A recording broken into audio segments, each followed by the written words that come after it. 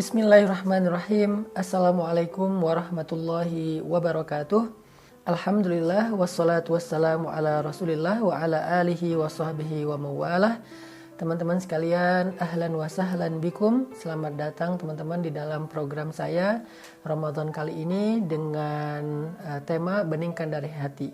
Nah, Beningkan dari Hati ini adalah sebuah tema dari program Ramadan Series yang saya udah share di dalam akun IG saya setiap hari, dan nanti beberapa tema dari yang saya share di IG itu akan kita bahas juga secara lebih dalam dan lebih panjang di akun YouTube. Nah, hari ini untuk tema pertama dari 8 tema yang akan saya share di YouTube dalam kajian Beningkan dari Hati, saya akan bahas tentang sholat.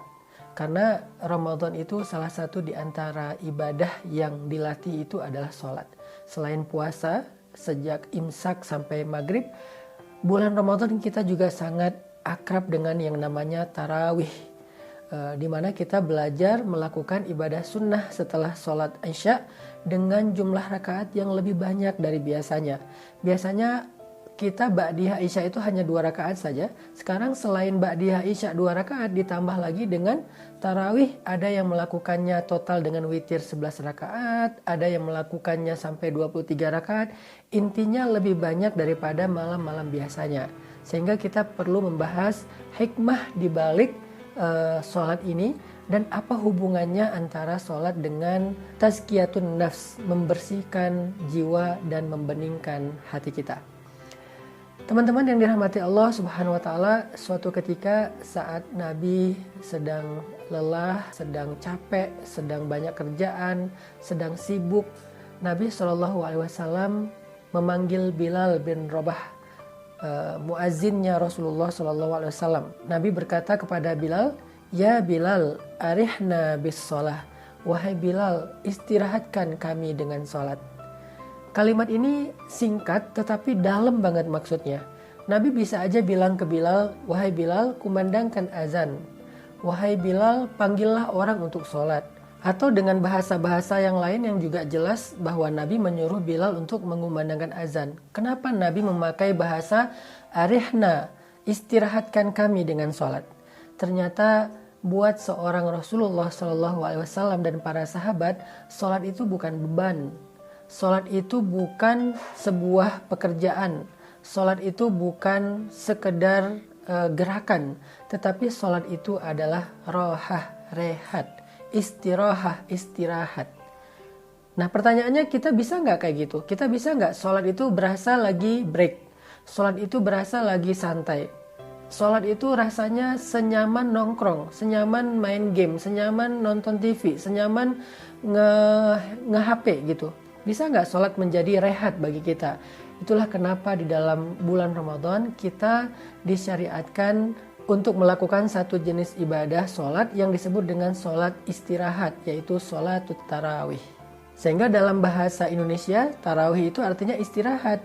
Di bulan Ramadan kita sedang dilatih gimana menjadikan sholat sebagai istirahat seperti yang Nabi lakukan bersama dengan para sahabat. Arihna bis sholah wahai Bilal. Wahai Bilal, istirahatkan kami dengan sholat.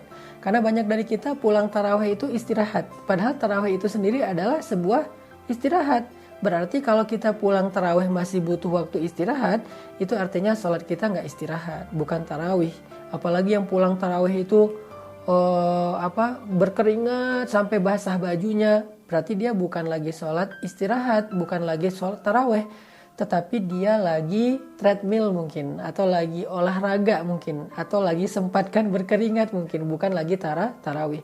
Nah, sekarang kita pengen belajar gimana caranya sholatuna hiya rohah, sholat kita menjadi istirahat bagi kita seperti Nabi dan para sahabat. Apa rahasianya biar sholat kita bisa menjadi rohatun nafs, rehat bagi jiwa? Pernah nggak jiwa kita ngerasa lelah, maka istirahatnya dengan sholat? Pernah nggak perasaan kita merasa capek, merasakan sedih, capek karena kecewa, capek karena baper, capek karena bete, capek karena bosan? Butuh istirahat kan jiwa kita atau perasaan kita? Harusnya istirahat jiwa itu adalah sholat. Karena ketika Nabi dalam keadaan capek, dihina, dimusuhi, ditentang, diperangi oleh orang-orang kafir Quraisy, Nabi pulang ke rumah pengen tidur karena Nabi pikir tidur itu bisa jadi healing, makanya Nabi tidur di rumahnya. Ketika Nabi sedang tidur, Allah bangunin. Ya ayyuhal muzammil, wahai orang yang sedang berselimut, yang lagi tidur, bangunlah. Illa qalila, qumil laila illa qalila. Bangunlah di malam hari walaupun sebentar. Kenapa? Karena ternyata tidur itu nggak jadi rehat jiwa, dia hanyalah rehat fisik. Jiwa kita tidak akan rehat kecuali dengan ibadah, terutama sholat kepada Allah Subhanahu wa Ta'ala. Jadi buat teman-teman yang pernah ngerasain atau bahkan mungkin sering, saya juga ngerasain ya, capek perasaannya, capek hatinya, capek pikirannya, sampai nggak bisa tidur, insomnia, overthinking, segala macam. Ternyata rehat bagi pikiran kita, rehat bagi jiwa, hati, dan perasaan kita itu adalah sholat. Dan menjadikan sholat sebagai rehat jiwa itu dilatih dengan sholatut tarawih sepanjang bulan Ramadan. Sekarang kita pengen tahu apa rahasia agar sholat kita menjadi rehat. Nanti kita latih di bulan Ramadan. Apa rahasianya? Kata para ulama, rahasia dari rehatnya jiwa dan hati saat sholat itu adalah al-khusyu', memiliki kekhusyuan. Nabi SAW bersabda, awwalu ilmin yurfa'u minal ardi al-khusyu'. Ilmu pertama yang diangkat oleh Allah dari muka bumi adalah ilmu khusyuk. Artinya Islam itu punya banyak sekali cabang-cabang ilmu dalam ibadah, dalam muamalah, dalam syariah, dalam banyak hal. Nah, dari sekian banyak syariat dan ilmu-ilmu penting dalam Islam itu, yang pertama kali diangkat dari bumi, dari manusia adalah ilmu tentang khusyuk, kata Nabi. Hadis riwayat Tabrani dengan derajat hasan. Ini artinya bahwa khusyuk adalah menjadi hal yang sangat langka. Udah jarang banget orang yang sholatnya khusyuk. Sehingga karena jarang orang yang sholatnya khusyuk, banyaklah orang yang hatinya gampang baperan, fragile. Akhirnya muncul masalah mental illness, skizo, bipolar, dan gangguan-gangguan jiwa lainnya. Itu gara-gara memang banyak dari kita yang udah gak bisa lagi ngerasain yang namanya khusyuk di dalam sholat. Soalnya khusyuk ini menjadi sesuatu yang langka. Diangkat dari muka bumi artinya bukan Allah haramkan bagi kita, bukan. Maksudnya banyak orang yang sudah tidak lagi menggunakan ilmu khusyuk dalam ibadah sholatnya. Sehingga Nabi mengatakan, awwalu ilmin yurfa'u minal ardi al-khusyu'. Ilmu pertama yang diangkat dari bumi artinya yang hilang dari kehidupan kita adalah ilmu tentang khusyuk. Dan kita pengen belajar nih, apa itu khusyuk, terus apa aja keistimewaan dari khusyuk itu, dan bagaimana cara meraih khusyuk di dalam sholat, sehingga kita jadi bisa ngerasain yang namanya sholat itu sebagai istirahatnya hati dan jiwa, istirahatnya pikiran dan perasaan kita. Tadi saya menyampaikan bahwa kata Nabi, khusyuk adalah ilmu pertama yang diangkat dari bumi. Artinya hal pertama yang langka di antara manusia itu khusyuk. Orang yang sholat di masjid itu bisa aja ramai, sholat Jumat terutama. Tetapi yang khusyuk dari mereka itu bisa dihitung dengan jari, sedikit sekali dan langka sekali. Di antara mereka yang khusyuk itu pun, yang bisa khusyuk selama dia sholat dari mulai takbir sampai salam lebih langka lagi. Karena banyak dari kita mungkin khusyuknya hanya ketika sujud, atau khusyuknya hanya ketika awal berdiri. Bahkan banyak yang khusyuknya pas mau salam, baru dia sadar, oh saya lagi sholat ya, kok tiba-tiba udah selesai. Nah ini artinya khusyuk itu sesuatu yang langka, teman-teman. Padahal kata para ulama, khusyuk itu kunci segala kebaikan. Jadi kalau kita pengen jiwa kita tenang, rahasianya khusyuk. Kalau kita pengen Allah menolong kita dalam segala urusan, rahasianya khusyuk. Kalau kita pengen dapat jalan keluar dari banyak masalah, rahasianya adalah khusyuk. Khusyuk itu adalah kunci dari semua kebaikan, kesuksesan, dan keberuntungan kita di dalam kehidupan kita. Makanya Allah Subhanahu wa Ta'ala berfirman, A'udzu billahi minasy syaithanir rajim. Bismillahirrahmanirrahim. Qad aflahal mu'minun.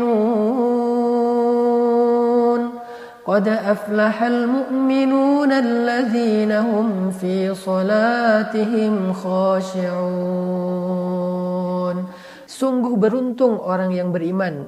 Sungguh sukses dan bahagia orang yang beriman apabila mereka di dalam sholatnya khusyuk.